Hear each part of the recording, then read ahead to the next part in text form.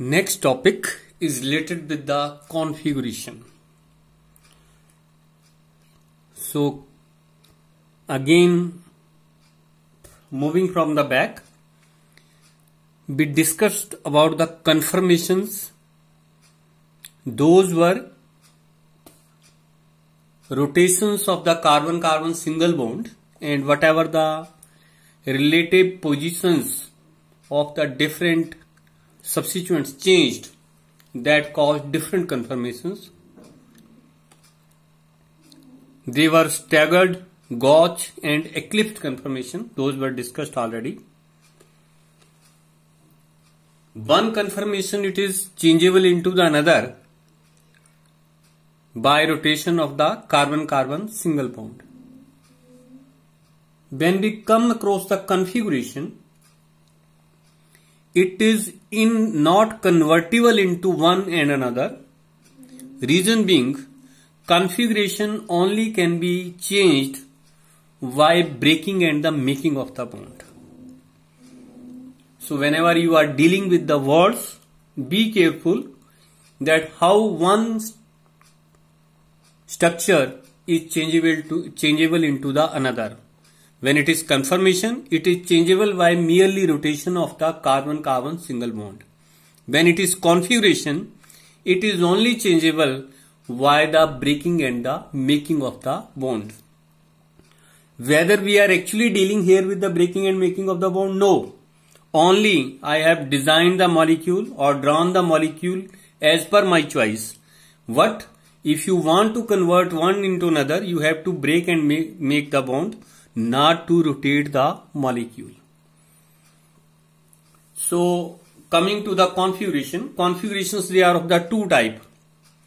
One is relative configuration, another is the absolute configuration. When I say of the relative configuration, it is capital D and capital N notations are always lying with the molecule. It means it is the relative configuration. When I say of absolute configuration, plus sign or small d word or minus sign or small l, that is lying with the name of the molecule. So that is the absolute configuration. We are mainly concerned with the absolute configurations, but somehow in some compounds, relative configuration, it is much more relevant than the absolute configuration today or nowadays even. So that is why we have to little focus on the relative configuration also. Relative configuration, it is mainly concerned with the carbohydrates. There we discuss the relative configuration. क्या है relative configuration? उसको start करने के लिए मैं एक molecule यहां पर ड्रॉ कर रहा हूं. सो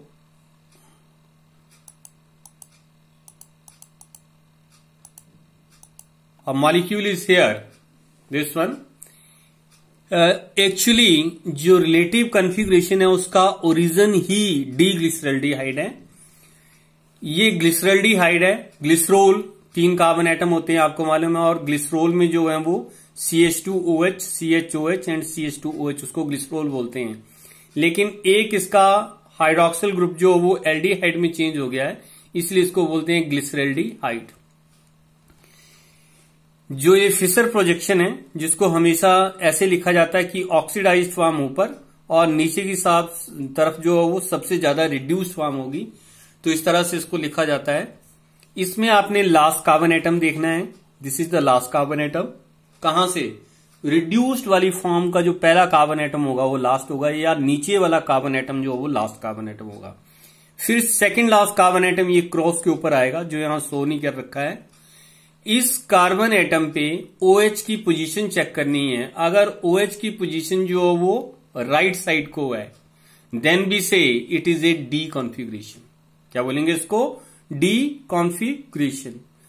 अगर यही OH की पोजीशन जो वो लेफ्ट साइड को होगी, तो इसको बोलेंगे हम L ग्लिसरल्डिहाइड या L कॉन्फ़िगरेशन. क्या बोलेंगे इसको? L configuration. तो ग्लिसरल्डिहाइड जो है वो डी ग्लिसरल्डिहाइड है और एल ग्लिसरल्डिहाइड भी है. इनकी स्टडी करने का क्या मायने रखते हैं? मायने ये रखते हैं कि बहुत सारे कंपोनेंट्स जो कार्बोहाइड्रेट में वो डी फॉर्म में जो है वो आपकी डेली लाइफ के लिए बहुत ज्यादा इंपॉर्टेंट है। जैसे डी ग्लूकोज जो है वो कंज्यूम किया जा सकता है, खाया जा सकता है, लेकिन एल ग्लूकोज को नहीं खाया जा सकता है। कितना फर्क है एक ग्लूकोज और दूसरे ग्लूकोज में? मियरली एक हाइड्रोक्सिल ग्रुप की पोजीशन का डिफरेंस है कि एक में हाइड्रोक्सिल ग्रुप राइट साइड को होगा, एक में हाइड्रोक्सिल ग्रुप जो है वो लेफ्ट साइड को होगा। ये डिफरेंस नेचर के हिसाब से इतना बड़ा है कि एल ग्लूकोज को बॉडी जो है वो रिकॉग्नाइज नहीं करती है। That is not been metabolised by the body and it is excreted from the body as it is without producing any energy with no consumption. जबकि डी ग्लूकोज जो है वो it is eatable. Then amino acids maximum which are found in nature they are the L amino acids not the D amino acids. तो nature ने जो है वो कुछ तरीके से जो है वो कोई अपने हिसाब से जो मॉलिक्यूल्स को अरेंज किया हुआ है। तो डी और एल कॉन्फ़िगरेशन जो थोड़ा बहुत इंपॉर्टेंट है। यहां तो 3 कार्बन एटम थे, तो यहां सेकंड लास्ट कार्बन एटम देखना बहुत आसान है। जहां 5 या 6 कार्बन एटम भी होंगे वहां पर आपने कुछ नहीं करना है, सबसे बॉटम वाला कार्बन एटम देखना है, उसके ऊपर उससे नेक्स्ट जो कार्बन एटम है सेकंड लास्ट कार्बन एटम उस पे जो है वो OH की पोजीशन चेक करनी है और वहां से आपने बताना है कि इसको डी कॉन्फ़िगरेशन बोलेंगे, इसको एल कॉन्फ़िगरेशन बोलेंगे, provided OH on the right side it is D, OH on the left side it is the L configuration। शुरुआत में जब ऑप्टिकल एक्टिविटी के बारे में इतना नॉलेज नहीं था तो ये भी माना गया स्टार्टिंग में कि कैपिटल डी जो है वो डेक्स्ट्रोरोटेटरी होता है और कैपिटल एल जो है वो लीवोरोटेटरी होता है। वो किस तरह से? क्योंकि डी ग्लिसरल्डिहाइड को ही बाद में जो है वो change various series of reaction के हिसाब से चेंज करके उसको किसमें चेंज किया? लैक्टिक एसिड में। तो ऐसा माना गया कि डी से स्टार्ट किया था तो लास्ट में लैक्टिक एसिड जो बना होगा वो भी क्या होगा? डी फॉर्म में ही होगा। लेकिन ये जो था सारा सपोजिशन के ऊपर बेस्ड था and later on it was neglected that capital D and capital L configurations are linked with the optical activity. They are not linked with the optical activity, merely they are linked with the position of the hydroxyl group on the second last carbon atom। तो ये जो है D glyceraldehyde है, तो इसके साथ ही मैंने देखो यहां लैक्टिक एसिड के लिए जो वो स्ट्रक्चर्स लिखी हैं कि डी लैक्टिक एसिड और एल लैक्टिक एसिड क्या होगा। तो इसमें OH जो वो इस साइड आ रहा है तो ऑटोमेटिकली ये डी फॉर्म है, इसमें OH राइट साइड को आ रहा है तो उसको क्या बोलेंगे? L lactic acid. Now coming to the absolute configurations or RS configurations or CIP configuration or CIP convention for naming of the compound। absolute configuration के बारे में बहुत कुछ बता चुका मैं। RS configuration absolute configuration के ही पार्ट हैं, या तो absolute configuration R होगी या absolute configuration S होगी। आर को रेक्टस बोलते हैं, एस को सिनिस्टर बोलते हैं। आर को रेक्टस और एस को sinister. CIP these are the name of the 3 scientist Cahn, Ingold and the Prelog convention.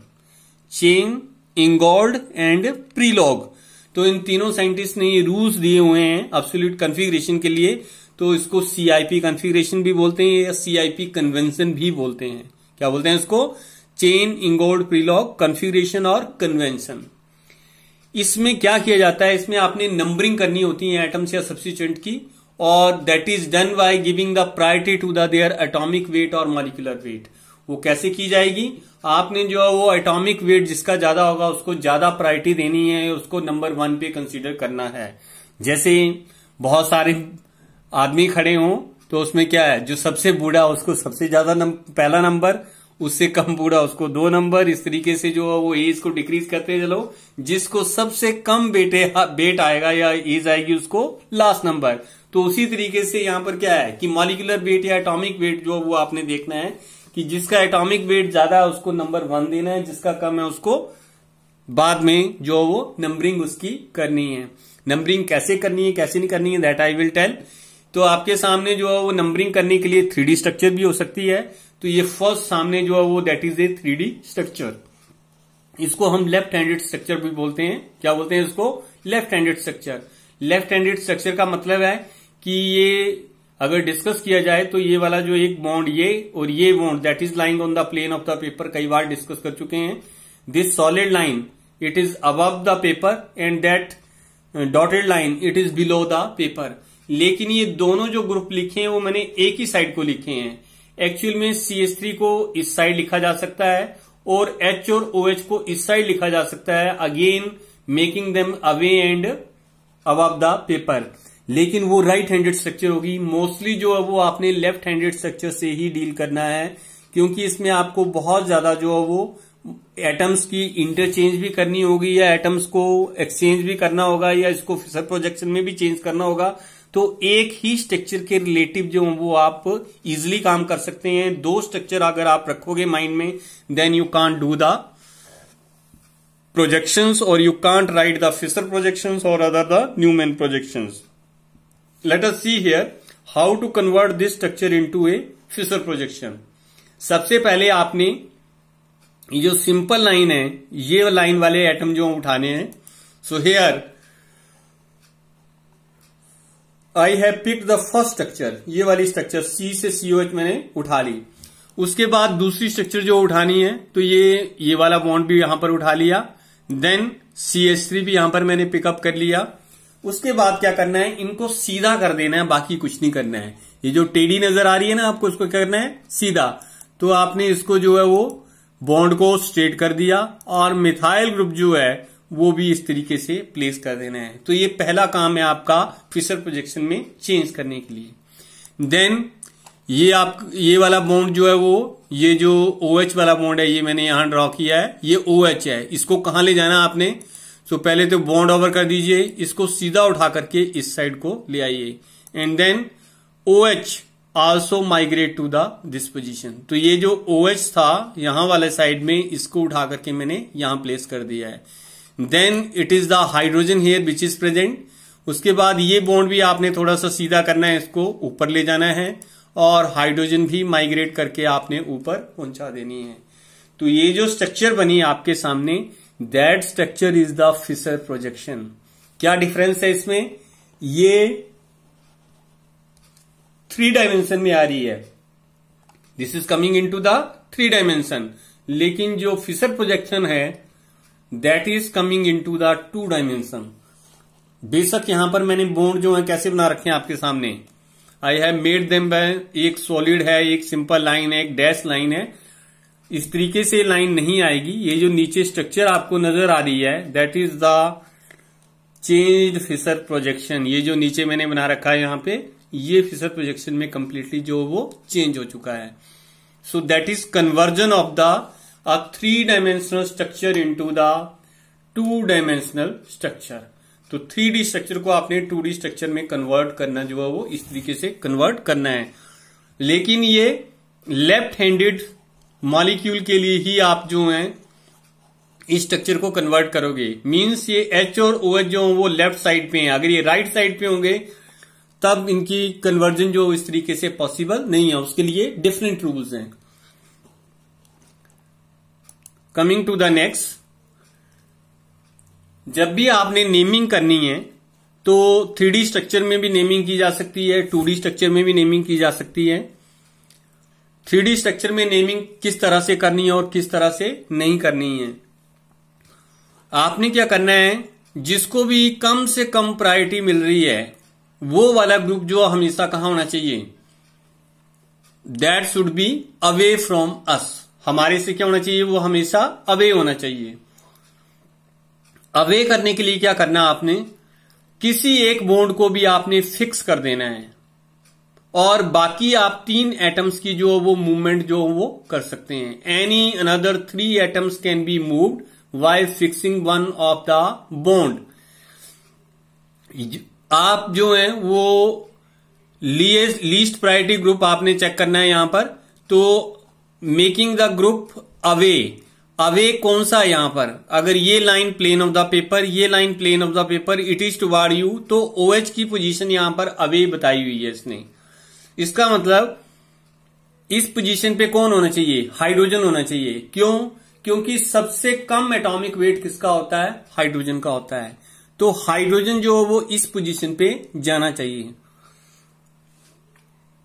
जब आप एटॉमिक वेट की बात कर रहे हैं तो एटॉमिक वेट जो है वो फर्स्ट एटम का आपने चेक करना है। यहां फर्स्ट एटम कार्बन है, यहां भी फर्स्ट एटम कार्बन है, यहां पर ऑक्सीजन है, यहां पर हाइड्रोजन है।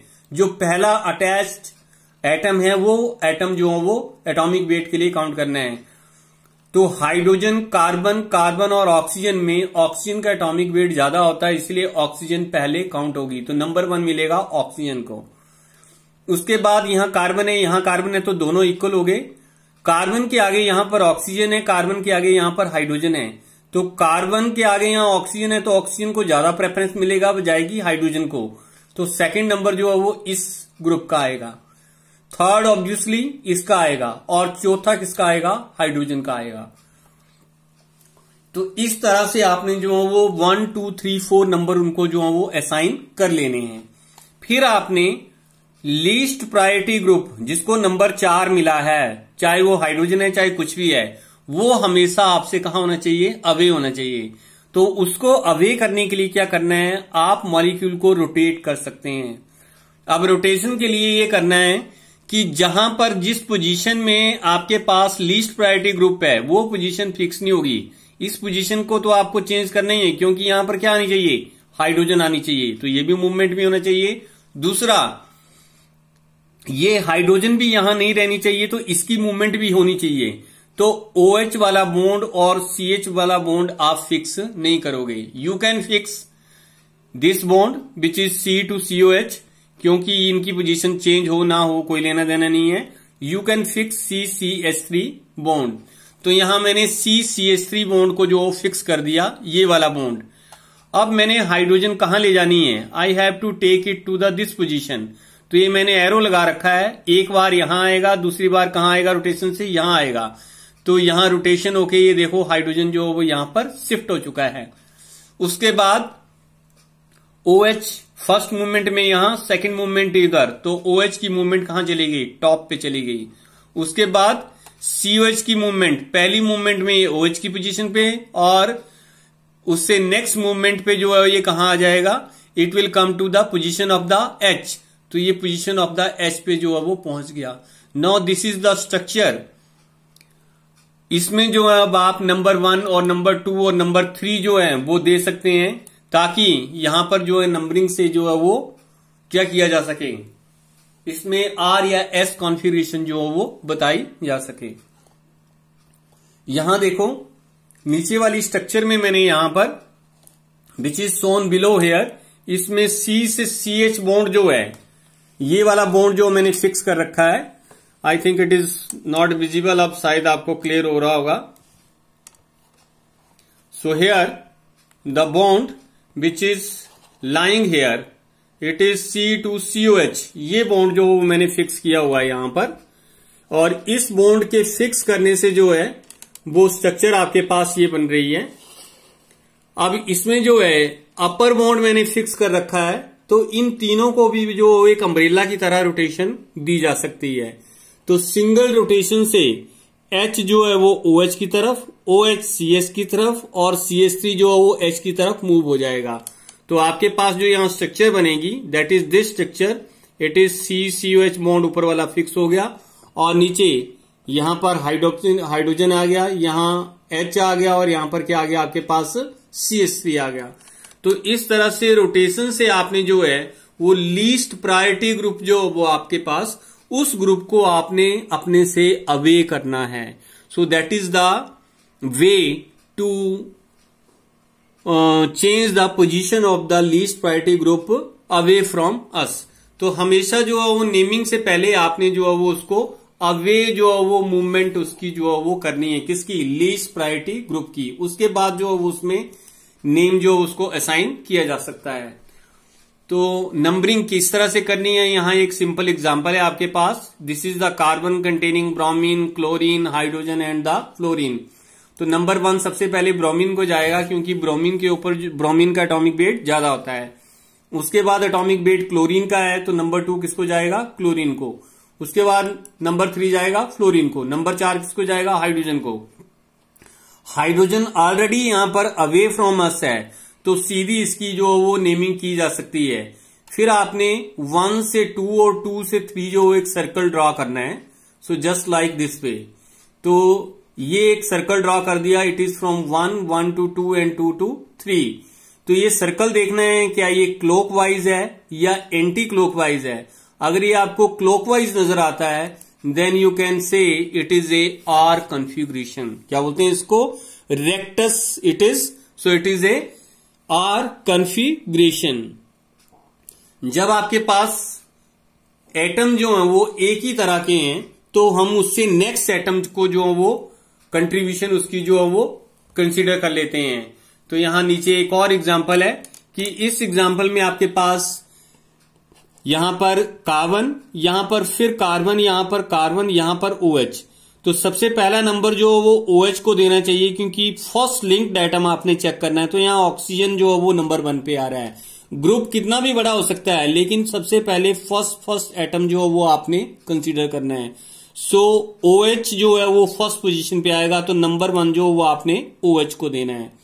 उसके बाद ये भी कार्बन है, ये भी कार्बन है, लेकिन कार्बन कार्बन इक्वल हो गए, तो इस कार्बन के बाद ऑक्सीजन आ रही है, तो नेक्स्ट एटम आपने उसको कंट्रीब्यूट करना है। तो यहां पर ऑक्सीजन है, यहां पर क्या है? हाइड्रोजन है। तो हाइड्रोजन का एटॉमिक वेट कम होता है, ऑक्सीजन का ज्यादा होता है, तो नंबर 2 जो है वो COOH ग्रुप को जाएगा। और नंबर 3 जो है वो किसको जाएगा? CH3 को। नंबर 4 यूजली नहीं दिया जाता है। फिर आपने क्या करना है, इसमें जो है वो सर्कल ड्रा करना है, लाइन 1 से 2 और 2 से 3। तो ये 1 से 2 और 2 से 3 तक आपने ड्रॉ कर ली। तो ये सर्कल आ रहा है, क्या ये क्लॉकवाइज है या एंटी क्लॉकवाइज? तो अकॉर्डिंगली आपने जो उसको कॉन्फ़िगरेशन पुटअप करनी है, whether it is R configuration और whether it is the S configuration. अगर क्लॉकवाइज आती है तो आर कॉन्फ़िगरेशन होगी, और अगर एंटी क्लॉकवाइज आती है तो उसको हम क्या बोलेंगे? एस कॉन्फ़िगरेशन बोलेंगे। We will say it is a S configuration. Remaining we will discuss in the next session.